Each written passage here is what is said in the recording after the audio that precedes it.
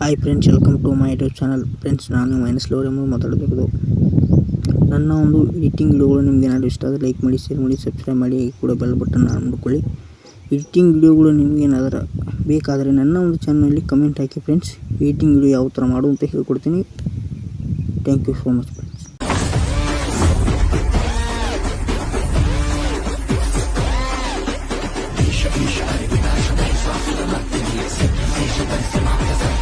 ಅವಳಿಂದ ಎಷ್ಟು ದಿನ ಅಂತ ಹೋಗ್ತೀಯೋ? ಒಂದ್ಸಲಿನಾದ್ರೂ ನನ್ ಕಡೆ ನೋಡಲ್ವೇನೋ?